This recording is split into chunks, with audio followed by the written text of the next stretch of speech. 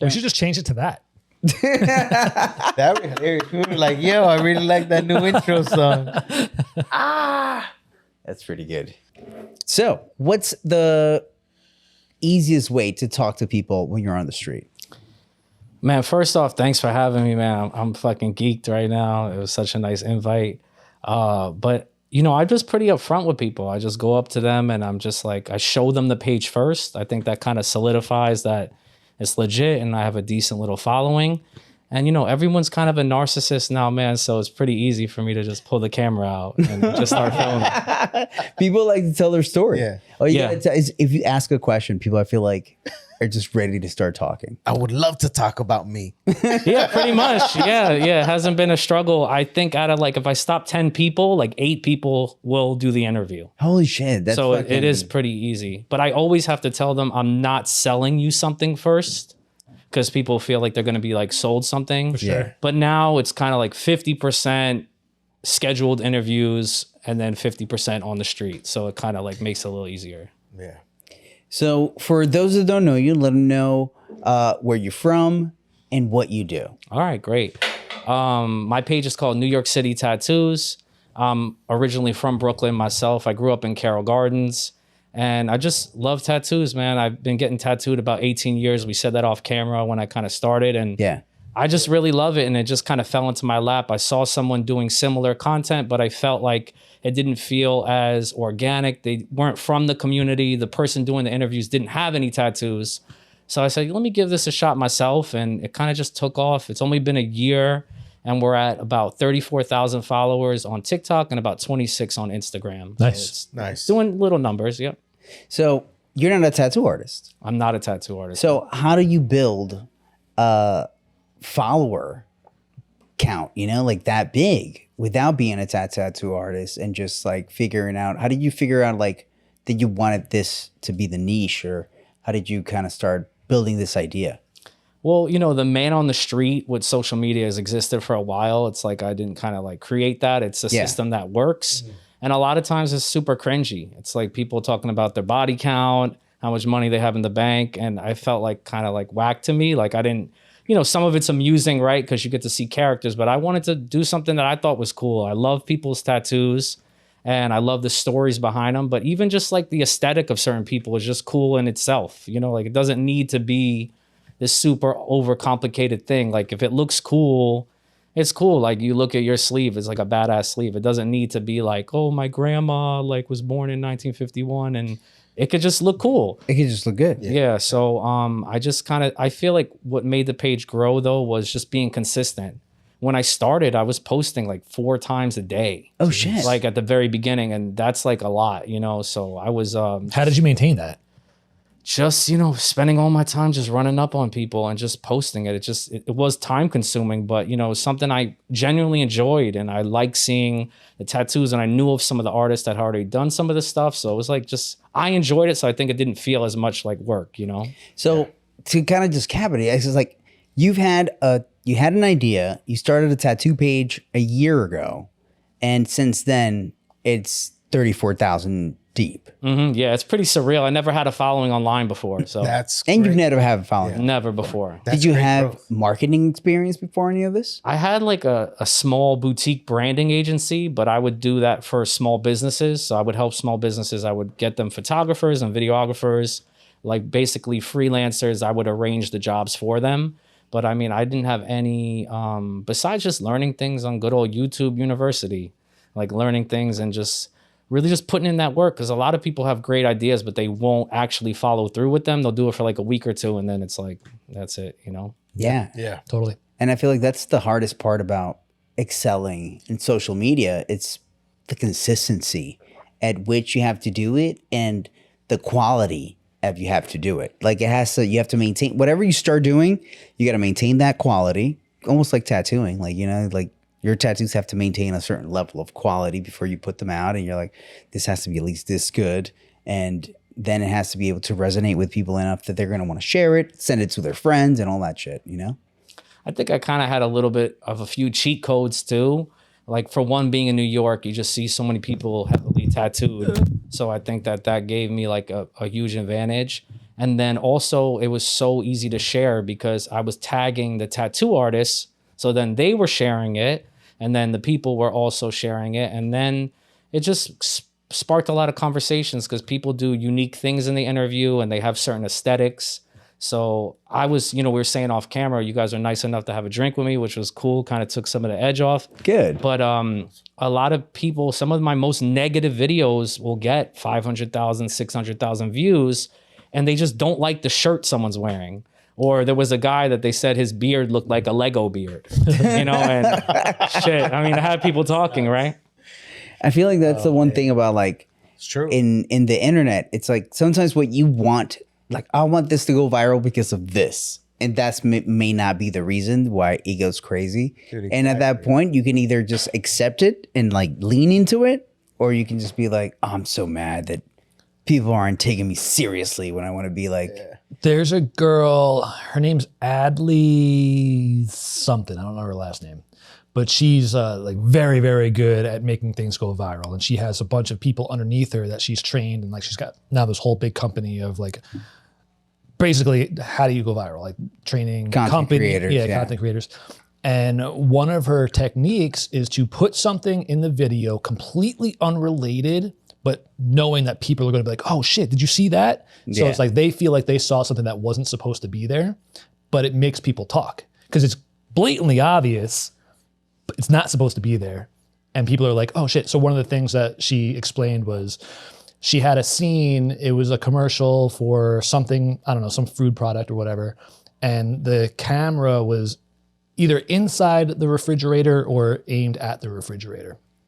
And I don't know, let's just, for example, she was going to grab a thing of milk, but right next to the carton of milk was a vibrator. Never mentioned it. Wasn't supposed to be talked about. It's just like, but people are like, oh shit, you see that vibrator in there? Yeah. And that because people are talking about the vibrator, they were like goes sending viral. it to people. Like, Yeah. just look at the vibrator in the fridge. It's in there. yeah. I hate this world. I mean, there was a guy, he's a chef, he does something similar to that where he would mispronounce words on purpose. Yeah. So then people would write in the comments like, that's not how you say this word. But he would do it purposely, but do it kind of like incognito. So people would be like, that's not how you say that word. And they would get so angry in the comments, but that's like his whole stick. Yeah. I'm And it going to really make helped him a some lot. cacio e pepe. Exactly. Yeah, exactly. Oh, Lord. Oh, my wife would murder you for saying that wrong. Cacio e pepe. Cacio pepe. I was telling you about the King of Queens episode the other day where Arthur was ordering from Domino's. Domino's. That's very good. Domino's. Domino's. Authentic Italian cuisine. It's the local spot, Domino's. That's really good, bro. Man, since you've been doing your videos, what are things that you would say you could spot so far in social media that has helped your page grow?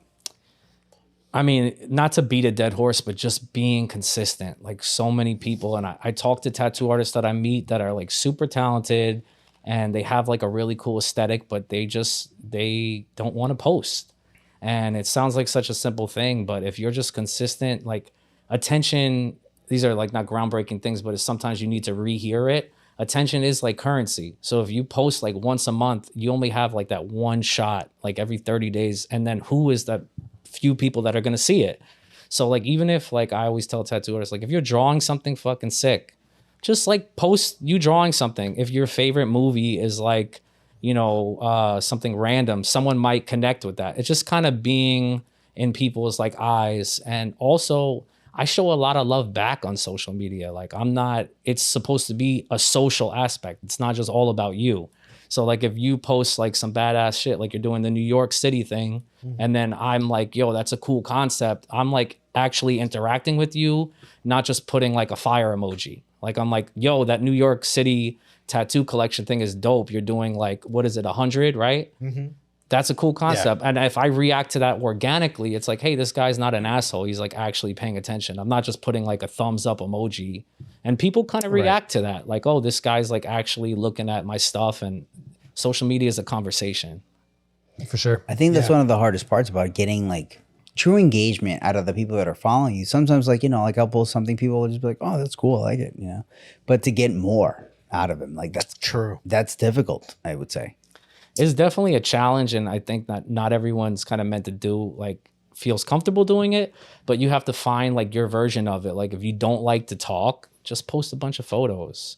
You know, like if you love like Star Wars, post like a funny Star Wars clip. Like it's just about kind of being active, and your people will find you. There's like so many niches now and so many subcultures, and it's always changing and evolving, that I feel like, you know, you could find your people, and sometimes someone won't be your person, but they gravitate towards you for some reason. Right. You know, and For your interests, for your hobbies. it could be just like, they could just think you're like a cool dude. Like, yo, this guy's cool. Like, Oh shit, he does tattoos. He's gonna do my tattoos because he's also into the anime. I'm fucking Exactly. Yeah.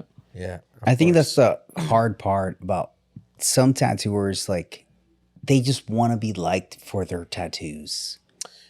It hurts. There's something about it, like in them, that makes them feel bad. They're like, but I want people to like me because of my tats.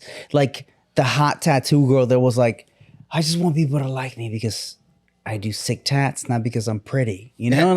And I feel her pain, you know, but it's like, people are gonna get tattooed by you because they like you and because you're pretty. Yep. So like, they want to make a personal connection. Excuse me. they want more than that. They want more than or just they the work. Or sometimes it's more of like they just want the tattoo to sell itself. Right. But I don't think that that's necessarily how our current world works. So it's not just the product. True. People want to know, like, you know, like it's like that Portlandia episode. Like they want to know where that chicken came from. I love that episode. You know what I'm talking about? And they're like, My Lord, I remember that episode. You know- what farm is it from? Was it a happy man. chicken? They're like pulling out the pictures. I love that. Portlandia is like underrated, hilarious Dude, fucking it show. is. Hilarious. Yeah, dude. it is. But It is. but that's the place where we're at. I feel like people do want to know. They're like, oh man, he draws on paper. Where'd he get that paper from? Yeah. I want to know. I think like if we're gonna like take a second for like the tattoo artists, like if for me to give some at least social media game, because I can't give game in anything else. Like schedule a little bit of time in the morning. Like it doesn't need to be like this strenuous thing where you're like on it all the time. Like wake up in the morning and just post some shit and then just go about your day. It doesn't need to be, oh my God, like I need like this perfect piece of content. Like those days, in my opinion, are done. Like people look at stories a lot. Like just like post some shit that you're feeling in that time, and it's gonna resonate with someone. And even if it doesn't, like it'll give them that reminder that you're there. Because how many things are we being like sold like every fucking second of the day? And it's like you kind of have to put yourself in that ecosystem. Would you say that stories and posts like share equal importance? Like I think posts have dropped, dude. Yeah. I think stories is where it's at. yeah, because it's true. Like it's so easy to just click on people's stories and about just this. keep going. And stories are more like lighthearted. True. With a post, it's like you're putting like this whole They're thing. more in the moment. It depends Like, on what's what your happening goals right are, now. though. Like if you want to reach an audience that isn't already following you, stories is not going to do that for you. Yeah, I was gonna say the same thing. It's like, But stories makes you visible to the people that are already following. you, Right. right. So like, Reels used to be the way to get a new audience. It still is. I think carousel is the way to go right now. Carousel, which is what, the multiple posts? Yeah. multi photos. At least for my page, they took away the incentives for Reels with the bonuses where you would get paid for like how many views you would get for a reel. Yeah. They took that away from me and they tacked it onto carousels now, which makes me believe that they're trying to push carousels. So either way, a post, a reel, a carousel, like that would be something to gain a following from people outside of your like already people who are following you. The stories are just for the people who are already following you. So like you would do a reel to gain attraction and then do a story to be like, hey, you know, you guys are cool. You're in the in club. Check this out. Okay. Come see what I'm doing now. All right. Yeah, that makes sense. They're definitely pushing carousels. I agree with that. I know that's kind of like what they wanted to do and kind of piggyback off of that. I think it's like not one shoe fits all kind of deal, dude. Like if carousels are killing it for you, then like do it. If reels are killing it for you, for someone else, I think it's like, are you able to create a vibe? Like I think we're off of vibes. Of course, I'm never going to talk about politics on a podcast, like the worst decision ever. But people go off of vibes. They do. People aren't like, oh, here is the facts. They're like, do I resonate with this dude or do I resonate with this dude? 1000%. And that, like, if someone likes your vibe and your aesthetic, let's say your tattoo level, if we're like rating it between two people and one person's like a little bit better, if they like the vibe of the other person and it's not that huge, it's not like one person's ass and then one person's like fantastic. If it's close, they're gonna go with the vibe guy. For sure. It's like that joke with the people in offices, like it's like a personality hire. You know what I mean? Like they don't really do anything, but they have a great personality. Like people want to resonate and do business and pay people they like. You know? Yeah, dude. Yeah. It's like that. You remember the movie Office Space? That's a classic, dude. Okay, so you remember the guy that was like, he's not a main character in the movie at all, but he's the guy that's in the office. That was like, oh, you're gonna give her your O face? Oh yeah, that guy. Dude. Dude, all that guy brings to the movie is that little bit of personality. Yeah. That's it. But it was enough. But it was enough to make him memorable, dude. And it's like, you know, you can bring something to the table that it's like, oh, that's the energy that is actually drawing people in. And I feel like that's good. Yeah. It's finding that within you and finding out like what is about you that you're willing to be a little bit vulnerable about. Because I feel like whenever you post on social media and whenever you put stuff out there that's not just tattoos, it's like, oh, I'm making myself a little bit vulnerable. I'm like opening it up to a bunch of strangers to get to know a little bit about my personal shit. And whether that is something that people like or dislike, you know, like what you said, sometimes you'll make a post and people will just roast something. You have to be willing to get roasted and know it's like, you know what? Maybe people might roast this, but it's going to push it to a lot of people. Be willing. People are going to talk. People are going to talk no matter what. Are you not entertained? Are you not entertained? So like, oh man, we got to entertain these people. Yeah, for sure, man. All right. Man, what is one memorable tattoo story that you've gotten from someone on the street so far? I mean, there's so many. I think I have over like 600 videos now. So it's like fucking, it's sometimes a little bit like all like a blur, right? But the one that kind of resonated with me was there was a guy that was just telling a story about someone that was learning the tattoo and he had like the worst work ever. And that's my video that got over 2 million views. Oh, shit. And it's like, I almost didn't stop him. I was like, oh, this guy's work is shit, but he was like shirtless. I was like, oh, this is kind of cool. That's another thing I want to talk about. Like, if you kind of use some like, I don't know the best way to explain it. Something that feels kind of primitive, people love it. You know what I mean? Like if someone is like really, really ripped, they could have like shit tattoos, the video is going to do better. Yeah. Or if like someone has like weird teeth or something, that shit is gonna fucking fly. I already know. Look. It's gotta look weird. It's gotta look sexy. Yeah. Or it's gotta look like make you feel real. It's gotta make you feel. You have to feel something. Feel something. You have to feel something. But yeah, he was talking. It can't be normal. Exactly. He was talking a lot about. I'm not versed in this, but like the politics in Cuba, and people had a whole conversation about that. So that's what really pushed the video to the next level. So. You know, he had a strong opinion on it. And then people were all like, he created a conversation within that video. So that kind of stuck with me. I'm like, wow, this really resonated with people because it wasn't like a half-ass opinion. Like, yeah, I kind of feel. And it's like, no, this is like what I feel. And then people were like, no, this is wrong. And then they're like talking about dates and facts. But I mean, this guy had like horrible, shitty tattoos and it got like 2 million views. I'm like, what the fuck? Yeah. What made you stop him? Just he was interesting looking? Yeah, he was like shirtless. It was like in my neighborhood and I live in the Bronx now and he had like really horrible work. He had like sunglasses on and I was just like, his work sucks. But like, I just said, let me just do it. This guy looks like a character. Yeah, exactly. He looks like a character. People want characters. Like people don't want just like some like, you know, those funny stock images on Instagram where someone's like giving the thumbs up or something. Like they don't want that. They want Randy. That guy's name's Randy. Yeah, exactly. Or it'd be like an old lady that says like something about the food. There's always like these weird like jokes. But yeah, it needs to be a character. It needs to be something that people are like, this is unique, you know? So man, I feel like things like I would love to see this is a challenge. If in your tattoo shop there is a character, whether that person is somebody that works at the shop or whether that person is someone that frequents the shop, figure out a way that you can record them and fucking put them on the fucking internet, dude. You say we have to get Danny on the podcast. I know we have to get Danny on the podcast, even if it's for like a little 10-minute set, dude. But it's Although, like, you know what? I'm thinking about it. I never see Danny past like 5 o'clock. no, he told me, like, when I was hanging out with him earlier, he told me, he's like, I'm having 2 cigarettes and then I'm going up, and that's it. He just goes to bed? He's like, that means he's not coming back down for the rest of the night. Like, that's a wrap. That's what he's gonna call it. He's gonna call it for the night.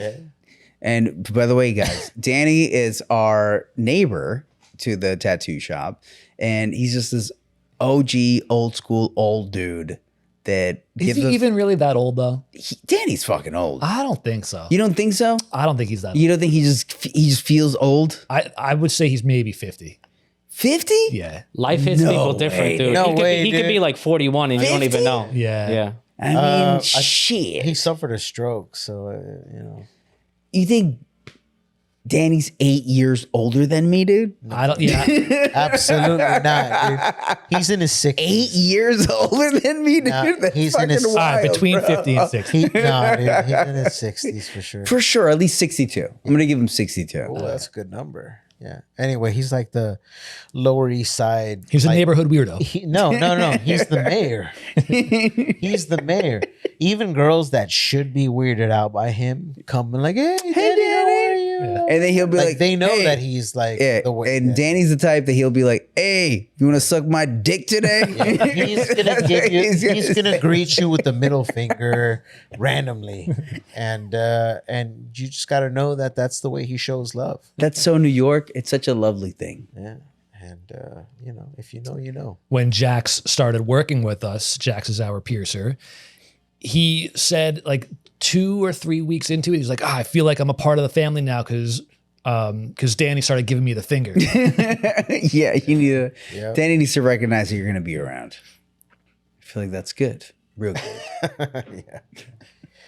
Anyway, side quest, Danny, Lower East Side mayor. So next up, let's talk about the difference between TikTok and Instagram.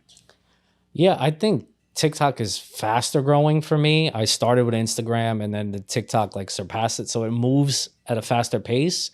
But I feel like Instagram, I've like cultivated more relationships because I don't really message too many people on TikTok, but I've met so many people on Instagram. And I actually even feel like the younger generation, a lot of them, they may have like, they call like a burner kind of Instagram where it's like 2 photos of like a blurry dog or something, but they communicate more on Instagram. But interesting. I do feel like TikTok has more opportunities for creators to make more money. Like my video that got like 2 million views on Instagram, they wanted to pay me like literally nothing. And then on Instagram, I'll have something with like 250,000 views and they'll pay me for that. But just to break it down, if anyone wants to know, on TikTok, you only need 10,000 followers to start getting paid per 1,000 views. So it's really easy entry for like a beginner creator. You know, like you get to the 10,000 followers, not saying that that's the easiest, but it's not like 100,000. And then you get paid per 1,000 views.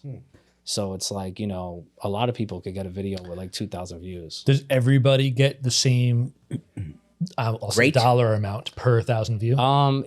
You know, they have their secret kind of analytics that we don't know, but watch time has a big part of it.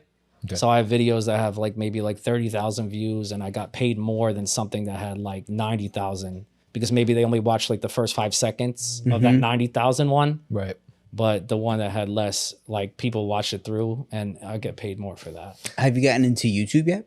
I'm on YouTube, but that's been like, I've been on the struggle bus, dude. Like the YouTube, the videos that'll do great. It just hasn't translated as much, but I think that it's kind of like a little bit of the luck of the draw too. Like I'm 35. I didn't think I'd like make a TikTok. And then like a tattoo artist I interviewed told me that he had success on it and he was making money monthly on it.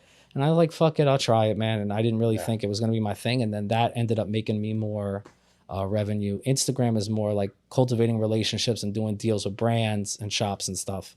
And then TikTok, at least it's like continuous. Is the money that you're making off of TikTok anything worth noting, or is it just like chump change?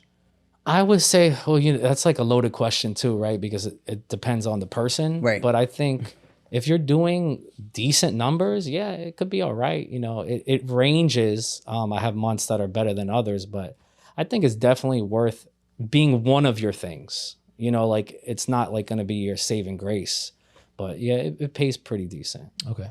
Cool. Because I have no issue sharing my numbers right now. I get paid every month from Meta. I get like $3 a month. That's the experience I had with Meta, dude. When I had 2 million views, I thought I was fucking lit. And then they're like, here's 33 cents.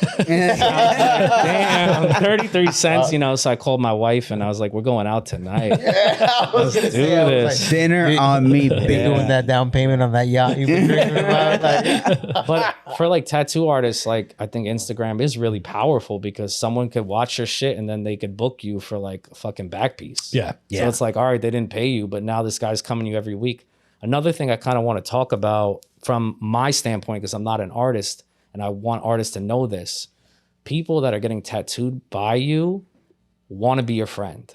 Right. They want to be your friend. So like being in close proximity to you, like that's what a lot of people want to be affiliated with. Like I was at a shop and like a dude was getting tattooed by the same artist pretty regularly. And he ended up like mailing him a giant piece of art that he knew the tattoo artist liked.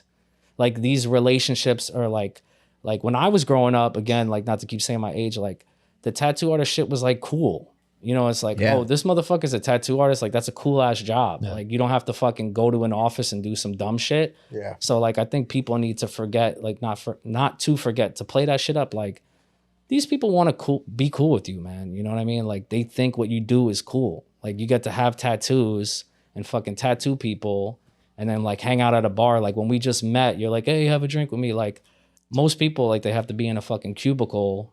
They don't get to like draw cool shit and then tattoo people. And then like people are like, oh, Kick it. Yeah, you know, so it's like people like the lifestyle. It was like more of an outlaw thing when I was growing up. We talked about that off camera. When someone had like hands and neck tattoo, I was like, that's fucking badass. I can't wait to get that shit.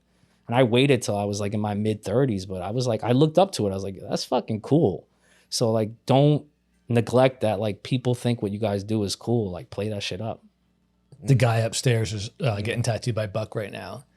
He said that his first tattoo, he wants either his hand or his neck. Sick. oh man. Back in the day though, like when That you guy's saw gonna ride a somebody bike. with like hand and neck tats, you're like, that guy slaps people in the face. Yeah. Yeah. No, not so much. Now He you're cracks a pool stick with his knees. Pretty much. I remember when I was deciding if I was gonna like finally take the jump with my hand tattoos, and the turning point was like the least cool thing ever. I was in a store and it's called Mango. And it's not like the most tough The store smoothie ever. place? No, it's like a clothing store, Mango. Oh, I know what you're talking I about. was in Mango and like I saw like 6 guys working there with hand tattoos, and I'm like, I need to fucking just take the jump. But I never would have thought that. It was like construction workers in my neighborhood and like that were fucking laying sheetrock, and they're like, I could do it because I'm union. And now it's like a guy in Mango like folding a blouse has a hand tattoo. And I'm like, damn, why the fuck am I not doing this shit? Like these guys did it. Like it's not as big of a deal in society, right? So Yeah. You missed the tough trade. yeah, I Now definitely. everyone's on it. No, now I'm like a fuck it. barista. Like I'm covered up, but I'm more like identify with a barista swag. Just make but- me that double espresso. Yo, for real, tat, dude. Yeah, Man, exactly. Have you noticed any kind of new tattoo trends so far?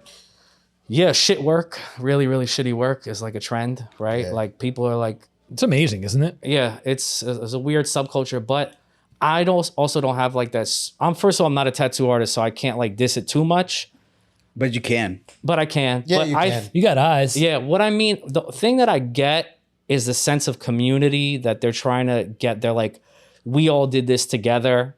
And they feel like, I think there's a little part of them that thinks it's a little outlaw that they got a tattoo gun from like some sketchy ass place and their like buddy did it on them.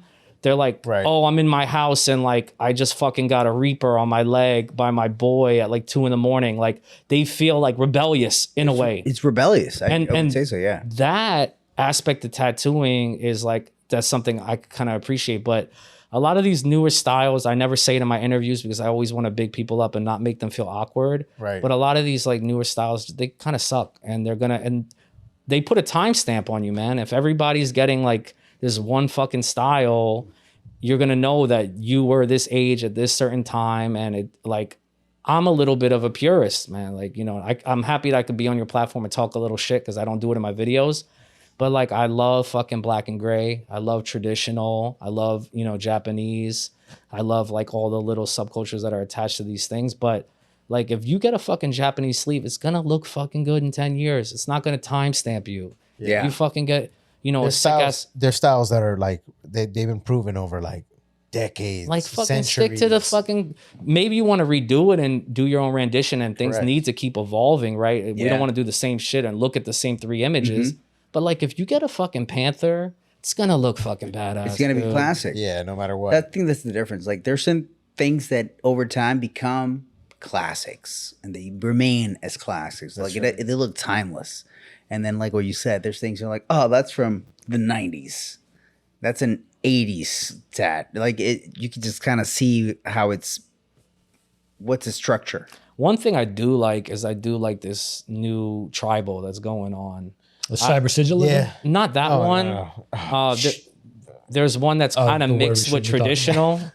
I'm seeing people kind of mix it with their traditional tats, and they're kind of mixing like some tribal in there, and it looks kind of badass. I'm not gonna lie. And for me, maybe the cyber realism stuff, I'm just gonna say it on record. It's not my thing, you know. But if something's well done, it's well done. I've seen things done well, but you know, for me, it's not really my MO. It doesn't have to be any of our styles, but when we recognize like just flat out clean work, Exactly. like that resonates with us, you know, and we're like, fuck, dude, I wouldn't cover myself in that kind of tribal, but That's it's good and it's clean. it's good. Yeah, if it's good and it's clean, it's gonna be good. It's gonna be good. The eye knows what it's looking at. It's gonna get a respect. Can I ask you guys a question? Yeah. What right now, number one, pisses you off the most about tattooing? It just gets your fucking blood boiling right now. You're like, fuck this. This fucking sucks. Oh man. Like, there's always a main thing. I got a long list, but I gotta choose like the one that I really, really, really grinds my gears. Shoot. For me, personally, it's like the skinny chef. The tattoo artist, the tatter with no tats. Yeah, I've been actually meeting a lot of people like that. It's fucking weird. Yeah. I would never get tattooed by someone. because it lets you know that so this is the way that I see it, right? It's like you're a painter, right? And you love to paint and you love to sell your paintings, but you don't appreciate other people's art, so your house is empty. There's no other artwork of anybody else. There's nothing. There's no prints. You got white walls in your house, but you're pushing your product. Dude, that's actually one of the things that we discussed maybe 1 or 2 episodes ago. And on the comments, a lot of people were talking about this. They were like, oh, like if like I wouldn't have to like go get surgery, you know, to be a surgeon. Right, yeah. Like if I don't know if it's the same. the girl on I don't know if that it's the Dominican same. show.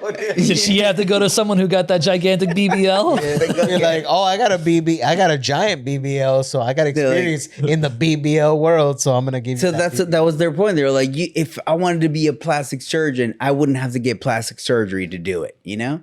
So why in tattoo artists, like, do they think that they need to do like? How you gonna tell someone if a fucking spot hurts if you never got it? That's it. That's what I think. It's like it's just such a different thing. Like tattooing is such a different thing. It is unique. You know? Yeah. It's like if it's not the same as like surgery, you know, even though sometimes like we'll use analogies to compare ourselves to fucking doctors, which is ridiculous. But I mean, look, you know, but like I think it does matter because it's like I wouldn't want to get, if I was going to run a marathon, I wouldn't get advice from someone that didn't run a marathon. Yeah, About running a marathon. You know what I'm saying? Yeah. Like it's like I want to know that you went through this to a certain extent for you to be able to guide me through this moment. Like, you know, if you were going to do ayahuasca, right? Would you want to do ayahuasca with somebody that are like, I've never taken this crazy shit, bro. but I know how to mix it real good. I know how to mix it. Yeah, I know how to make I hope you survive this shit, boy. I make ayahuasca really good. Dude. But I mean, I wouldn't tell you if I had my if my self-death and and rebirth.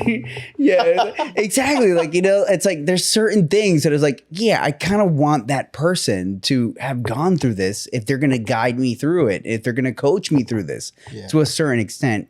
Some things no, but like, I don't know, tattooing, I feel like it does fit into that world where it's like, man, if somebody's going to like tell me, it's easier for me to justify somebody that's heavily tattooed and I'm going through a tough moment and I'm trying to quit and they tell me like, bro, just shut the fuck up. I think you got this. Yeah. Just trust yourself. Look at me. I'm covered in tattoos, bro. Yeah. I survived this. You can do this too. I'm no special. Yeah. Bro, that's going to hit me harder and be like, he's fucking right. I got this. Yeah. Then somebody that has literally no tattoos has no idea what I'm going through. And they're just that like, shit cracks me up. And they're just like, it's fine. You want me to get you some water? Yeah. Like that's not gonna get me through it. I need like that connection in that moment in time. I hear what you're saying, but I could make the argument against it. Not against it, but I can make the opposite argument. Like, even if your artist isn't tattooed and you're in a shop where a bunch of other people are getting tattooed, if you're in a lot of pain, the artist will be like, bro, I get it. But look at all these other people. They're getting fine. tatted. They're fine. Stop being a baby. There's so many it's true. You're right. I can't say that you're not right. It's true, but there's a matter of like the impact that person's word is going to have on me. And it's like somebody that has gone through it, what they say is going to have much more of an impact on me than somebody that doesn't. That's just my opinion. No, I get it. It might not be for everyone, but I feel like for me, absolutely. Somebody that's gone through it, dude, I'm going to be like, fuck, man. All right. Like it's going to give me hope, you could say. To me, it's more about like wearing the uniform. Like you want to go to a tattoo artist who wears the uniform. You want to go to a barber or a hairstylist who looks good. You want to go to a fashion designer who dresses nice. You don't want to go to a slob, right? You want to be able to trust that they know what they're talking about. A perfume maker that stinks. Right? Yeah. Or check this, like a piercer with no piercings whatsoever, at all. dude. Like none. You'd be like, what? Why? Huh? This is odd. This is just it doesn't belong. I know. I feel like that, but yet we go to mechanics who have the shittiest cars. Oh, man, right? Oh, dude. No, but those should be like red flags. Like honestly, I think it depends the industry, man. Like if I'm going into a tattoo shop and the guy has no tattoos, I'm not gonna do that. Like it just. I don't care how good he hasn't experienced it, and I feel like it feels more transactional as well. Like obviously it's transactional, 100%. But it's like, yeah, dude, you should totally do a back piece, and he doesn't have anything. I'm gonna be like, this guy's just like a snake oil salesman. Bro. I do have another question for you guys because I'm coming from the outside world of non being a tattoo artist. What are your guys' thoughts on numbing cream? Well, the way I grew up, it wasn't even a fucking conversation, and I got fucking traditional. And that shit fucking hurt. And it was not even like a thought ever. It differs from person to person. Like I'm more of the type of, for me, the most I'll go for somebody is back team. But if they ask me like, I want to do like a numbing cream under, at least like, can I apply some? I'll usually tell people, nah, not with me. And it's not because I want you to suffer, it's because I just don't trust the inconsistencies of like brands and their effect on the skin. And just like the skin is so unpredictable to work on as a base. So to up the ante and make the field possibly more difficult, like adding another factor like numbing cream that changes texture of the skin, might or might not. Make the stenciling process a little more difficult. And I'm all about like convenience versus inconvenience, especially now with like close to 20 years of tattooing. And I'll just be like, I've had more success with people literally just me talking them into it and being like, look, like, I got you every step of the way. It's going to be fine. It's going to hurt. It's going to bother you. But look at me. Like, I'm not. And I tell people all the time, I'm like, I'm not fucking the Incredible Hulk. Like, I have a pain tolerance too. I have a pain threshold, you know, like I feel pain as well. So I'm like, I got a lot of tattoos, so I can relate in many areas. This is why that last conversation was so important, because when you can relate, it really helps the client push through certain areas, you know, certain time lapses of like pain. And sometimes like, even like John said, where he'll stop the machine and he's like, look, you can do this, you know, like this is our job, you know what I mean? So if I can just do that with my client, and I know that 9.5 times out of 10, they're going to be able to like take that tattoo and wear it proudly. And then after, when the high wears off of the endorphins, where they really like truck through it, you know, because it takes two to tango, they're like so happy in the end. Yeah, they're like relieved and they got through. I think like I also grew up in an era where you kind of had to earn your stripes. Yeah. I mean, like, you got fucking, your knees fucking suck. Like the tops of my feet suck. The stomach was like the worst. Correct. And as I get older, my pain tolerance is worse. And I'm not into this, like, has to be like this uber masculine thing. There's like different levels. But like you earn your fucking stripes. Earning a tattoo shouldn't be easy. It's not supposed to be fun. That's why like I hate this whole shit when people are like getting put to sleep. Yeah. And like waking up with fucking back pieces, like that's my number one. It's also just, first of all, it's like you're just cutting corners, man. Like you gotta fucking eat some shit. You gotta pay a lot of money. Correct. And you gotta go through a lot of pain. Yep. And this is like what you're signing up for, you know. And I think it needs to still kind of have that tradition. To me, you know what I mean. I think that people of all walks of life should be accepted within the community, but I do think it's like could be the thing that brings people together. Like, yo, you fucking got your stomach done. Like that fucking shit sucks. Like, yeah. You know what? Like I get the time aspect of that, because some people just want to like blaze through. They're like, what I like to call, because I used to play a lot of video games, like your skins. You know, it's just like, yes, I'm getting the new skins, right?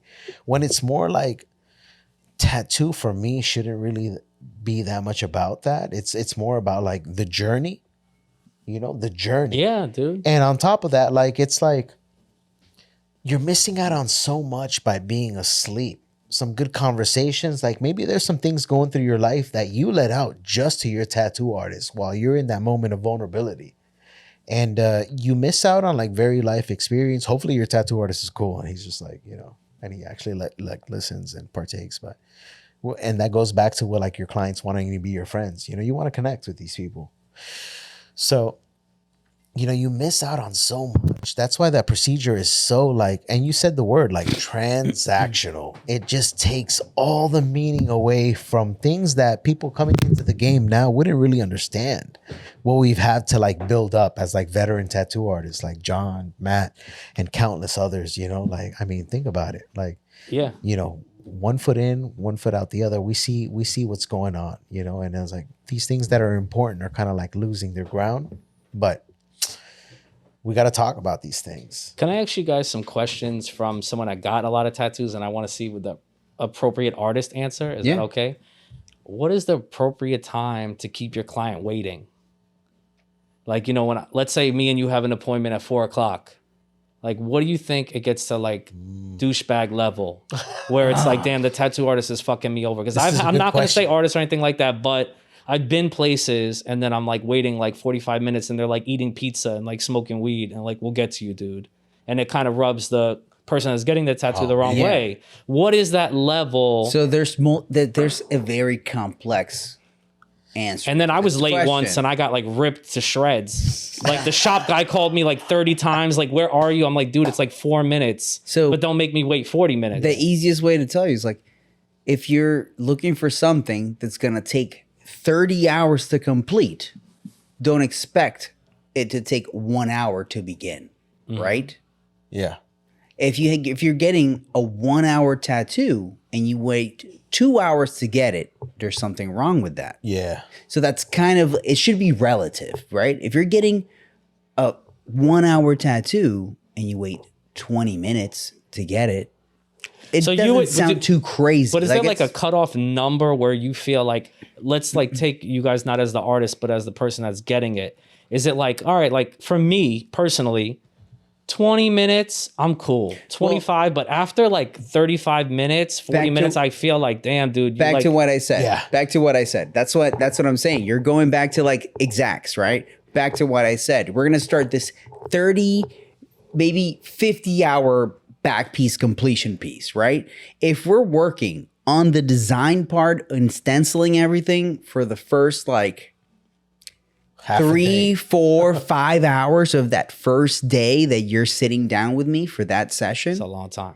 it's still okay if we Yeah. haven't done even one line of tattooing, because we're trying to do, a long 30, 40-hour tattoo. We're still in the process of laying down the foundation of this before Most important part. the very first block is put in to start building it. It's like we're just laying foundation. So it's gonna take a while for us to like get to that point where like the artist. See, I agree with that everything because feels that's good. like a lengthy thing. But because I've always got kind of like traditional Bangers. tattoos and bangers, it's like, dude, like it may take like the longest I've probably sat is maybe like 4 hours. When I got like my chest down on my stomach. Yeah.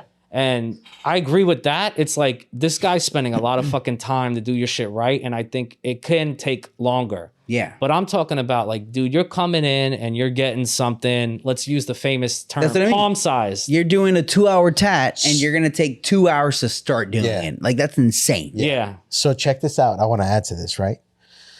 So just like John said, it depends, right? Because if that artist is doing all that shit while you're sitting there waiting for your appointment, you see, this is where like, let's say a person like me would be different. I'd be like, hey, dude, come outside with me. Like, let's have a smoke. Let's relax. Like, let's do this. Let's take our time. And then not only that, not only would you not go back to sit back in the waiting room or the lobby or wherever your setup is, but I'd be like, you're coming back with me. Like, let's sketch this out. We're working on this together. Engaging. Well, yeah, that's number totally one. different Yeah. deal. And Right? Yeah. You know what I mean? Like, Oh, just, yeah, it's different. It comes down to the setting the expectation of what the client should Expect for that experience. first day. Yeah. Right. Like, Yeah. does the client think that our appointment starts at 1:00? So I'm going to sit in the chair and the needle's going to start touching my skin at 1:00? Or is 1:00 meaning we're going to sit down, my artist is going to draw the design, we're going to figure out some shit, we're going to stencil everything out, and it might be a little while. If the artist doesn't tell you what to expect the day of and you're just sitting around waiting and the guy's just like futzing Disappointment around, is gonna happen. yeah, they're going to be pretty pissed off. So you have to be transparent, like right off the bat. I'm very transparent. I think that also is different than like what my original thing was. If I come at 1 and the dude is like stenciling my shit, I'm fucking cool with that. Yeah. But if I come for 1 for, the legendary like palm size tattoo, and now it's like 220 and he's like, like on his like third blunt, it's like, damn, dude. Like, you know what I'm saying? Like if you're working on it and That's it's tattoo foul, dude. related, Nah, bro. because I've been on both sides. Like if I come in and the guy's like sketching and he's like, yo, dude, we're gonna get pizza. You want a slice? Like, I'm sorry, whatever. And like, I'm like, yo, I'm not a fucking asshole. Yeah. But if the guy's kind of like, what do you want? Cool. And then he's just like fucking like he eats a sandwich and doesn't even ask you if you want water. Right. And you're like sitting there like that happens too as someone that collects like tattoos. Like it's again and then You know what's great about that? You're out there testing personalities, rating personalities, and be like, this guy's artwork is sick, but not so like, selfless. and then say, we're right? also all, even on talking shit, we're also all human. Exactly. Motherfuckers have a bad day. If someone has an appointment with you and then it's not taken right away. But I think you guys are giving me a different perspective too, because I've only got bangers. So if someone's fucking doing a whole back piece, then yeah, it's like, yo, we're in this together. We're chilling. Let me like take my fucking time. But I'm talking about this dude. We're coming in the shop. I'm getting a fucking skull. Like, are you going to like screw me over? Because it gets to a point where it's like, I'm going to get a tattoo. I'm going to tip. I'm going to tell people about you. I'm not going to be a fucking asshole. Yeah. I'm going to tag you. Are you going to, and this is before I had my page, at all, and zero clout. But if you're like, you get a burrito and like, you're like, yo, dude, like, I'm gonna smoke a bunch of blunts and just see what happens, man. and then I'm gonna like come to you and be like, hey, like, what did you want again? And it's like, it like, feels like a little bruh, disrespectful because Yeah, I'm for still sure. putting money in your pocket, even though you don't sounds need like me. The artist is telling you, they're absolutely. like, bro, like I really want to do your tab, but I need to catch the vibe first. So then maybe I can do your tab. You know what I'm thinking about? You ever see the It's Always Sunny episode where they do the dating rating? Oh, dude. And everybody's getting pretty decent ratings, but Dennis is getting horrible ratings. Yep. He's like he's racing for the good rating, but all these girls are giving terrible ratings. Imagine if that was a situation with tattoo artists where like clients could actually rate you. Rate you. It's a public man. number that It would everybody be can see. impossible, though, man. No, I don't think it would. It would be. not No, be no. It would not be Are you possible. kidding me? You're into something and other people will be like, I hate him because Bro, he's into that. so simple. I think I'm gonna try to figure It'd be this like out. the Amazon reviews. Oh, Before man. you leave the shop, I'm gonna try to set it up so like before you leave the shop, rate your artist, and they can just like hit a button and like give them a rating between 1 and 10. Yeah. And after the course of like a month, 2 months, we can start seeing like, oh, what's your average rating? Yeah. Yeah, but That's scary. it's tricky No, because The guy with the lowest rating is fired. because people are just fucked up in general, dude. Like someone will just be Oh, a yeah. weirdo and then wants something that's completely unrealistic on your guys' end. Oh, yeah. And money wise and expectation wise, like when I interview people, I'm always like, they say these like weird, intricate things about their tattoos, and I'm like, just get a fucking cool tattoo. You know, they're like, oh, you know, my grandma was born in this age, and then I took her eyelash, and then I turned it into ash, and then they put it in the gun, and then it's like this whole thing, and it just is like, Yeah. just like, and maybe I'm look at things too simplistic because I have like my ideology and what I like, but I'm just like, does it look fucking good? Does it? But It doesn't is need to it be good, this whole though? thing. Yeah, is it good? Like I get that your grandma was on the Titanic and you found the pearl and you fucking smashed it, put it into your skin, and then your dog died on a Wednesday. It's like this whole thing. Yeah. But like, does it look like shit? Right. A lot of times it does. A lot of times it does. Yeah. And guess what? Sometimes even It if it looks like creates a shit, look. it can still have like, oh, I still like it. Yeah. It's shitty and I like it. Not for me, but for some people. Yeah, some people like that. Some people like that, especially nowadays. We are in an age where there's a dude. You don't have to do that tattoo good, bro. You don't even have to do that too clean, bro. Oh, man. People have said that to you? Yeah, I didn't even know. I didn't even know about this. that's This the is thing news to me. nowadays. They're like, bro, I want that like, mumble rap tats. I want that prison Wow, I look. didn't know that. Let me read to you this request that I got recently. Nice. Let's go. So sadly, this girl's brother passed away, I'm sorry to hear that. and she wanted to get the same tattoo that he had on his chest. She wanted to get it, which was a laugh now, cry later tragedy mask. Okay. But with that, right, she goes, I want tarot cards with Halloween theme in black ink. It's 2 skulls, one laughing, the other one with X's rather than eye sockets, Right. and stitches around the mouth. It's a memorial tattoo for my brother who passed away and based off one of his tattoos. There's also the words laugh now, die later. What? I also want the Roman numeral number 31 on top of the card as his birthday was on Halloween. There must be a ghost, a jack-o'-lantern, a spider. He had all these tattooed on his hand. I also want the zodiac sign for Scorpio. This is real? This is real. Damn, man. Fucking people are crazy. And the number 13 And in the Roman number numerals. 13. In Roman numerals. That's it? That's it. And that's it, dude. What the fuck? Yeah, It reminds me of that Come on, movie. whip that up, Hold man. on. It reminds me of that movie. And then. and then. No, and then.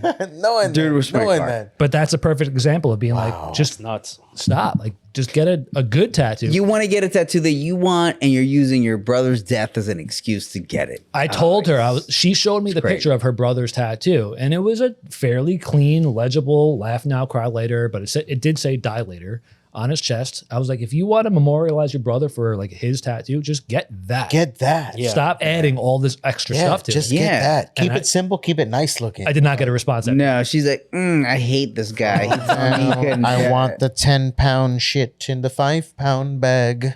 Oh, man, that's sad. That is sad. But guess what? That is just the way it goes, baby. It is. That's just the way the cookie crumbles. as they'd say. Yeah. Bro, and if you had one piece of advice for tattooers out there looking to grow on social media, you know, you've been able to do it without being a tattooer, what would you say to them? I would tell them to DM me so I could send them my rates. No, I'm just joking. No, what I would do is I would really kind of sit with yourself and think about what is a healthy amount of content that you feel like you could produce that you're not going to get burnt out. Because like me running a social media page, I'm not a tattoo artist. So, you know, I'm a husband, I'm a father, I have, you know, other things going on, but I'm able to focus in that energy. I'm not also doing all the stuff that is encompassing that you guys have to do. So you have to be like realistic with yourself. Like if you're like, oh, I'm going to post 3 times a day for 30 days. And then like after the 4th day, you're like burnt out, then that's not realistic for you. Right. So find something that's realistic, you know, take some time to kind of watch others that, you know, you like their stuff. And like, just don't, you have to kind of let go of like what people think of you. Like it's hard as fuck. That's like, the hardest part. It's so hard. Like this is my first time being on a pod. I appreciate you guys having me, but I'm behind the camera. It's like a lot easier. I'm not putting myself in this vulnerable space. But you have to kind of be like, it's fucking keyboard warriors. It's a bunch of people that Everyone's like, got opinions. you know how many people want to be tattoo artists and they're going to critique tattoo artists? Like, you know, you got to think of that. And then who gives a shit what anybody thinks? They're not paying your bills. So I would say just find something that you could be consistent. Try to find a style that you like, and just like go with the flow, man. You got to fucking just do it. You have to like push yourself to do it. That's what I'm saying. Yeah. For people Well said. listening, can you give an idea of how much time you put into, let's say, each week that you make your posts? I mean, I'm putting in, I don't even know how many hours. I would say like, I guess daily I'm putting in like 3 to 4 hours at least. 3 to 4 hours a day. Yeah, on like reaching out to people, talking to people, getting stuck in the internet vortex of doom scrolling, like, you know, thinking about strategies. I have like a few projects that I'm doing because I think one thing that's great about tattooing is a sense of community, right? Like I dropped merch twice. I was lucky that people bought it, you know, and I partnered with tattoo artists and shouted them out like 8 million times so people knew that they designed it. And I have a couple other projects that I'm like really excited about. And it's because I'm a tattoo enthusiast at the end of the day. And I want to make shit that I would be hyped to see. Like you think about like some of these classic books, like these New York City tattoo books and like Rare Flash and shit, like people that like tattoos, we get like excited to see this kind of shit, you know? So, or when the guy like has all the back pieces he's done, you know, people are doing those photos. Yeah. Like to me, as someone that loves tattoos, that shit gets me hyped when I see like a fucking Godzilla back piece and then a fucking like crazy back piece of like, you know, the Battle Royale or whatever the person's working on. Yeah. Like do shit that you think is fucking cool. Like someone's gonna think that shit is cool. So I think tapping into the community thing, like you're doing the New York tattoos, like there's all the New Yorkers could resonate with that. Yeah. But also like you have a certain aesthetic style wise that's going to resonate with people. You might fucking drop a hoodie and people might want to have your aesthetic or like that aesthetic and be like, yo, I want to fucking get this hoodie too. You know? So like play to your strengths, man. Like, you know, So you're doing a couple of hours a day. Mhm. You've got a family. Yep. You've got a normal job also. Yep. How do you manage all that? I get burnt out, man, like everybody else. I get frustrated. I get, you know, stressed out, but I don't like get obsessed with the numbers. I think that's what like helps me like, and I'm starting to understand what will kind of translate well. Not always, but I play to, if someone's a character, like we spoke on, I play to their aesthetics, but also, I just fucking like, I'm a hustler, dude. Since I was a kid, I always hustled something. I like sold sneakers. I fucking like always connected people and found like ways to like, you know, do that. So this kind of like worked for me. I love tattoos and I love connecting people. And even like buddies I have, like I'll meet somebody and they're like, oh, where do I get tattooed in New York? And I'll fucking send them someone I've interviewed before, you know? And it's not to be like, oh, look what I did for you, or oh, I need this or that. It's not always transactional. Like I'm like, this guy does what you're looking for and you're fucking here in New York. Why not just get a tattoo from this person? And people like, the trippiest thing that happened to me was when I started stopping people on the street and they were already following me, I knew I had something. That's awesome. Like a dude was like tatted up. He was like from fucking Argentina. And he's like, dude, I'm already following you. That's And awesome. Yeah. we talked about it off camera, but the biggest moment for me that really tripped me out was my boy was getting tatted in Japan and he wanted to tell the people about me and they were already following me. And I was like, fuck. That's awesome. Yeah, that's great. And it's just from like hard work, but also like fucking luck. Anyone that like, I hate all these fake experts. Everyone's like a fucking expert and they like understand everything and it's usually like full of shit.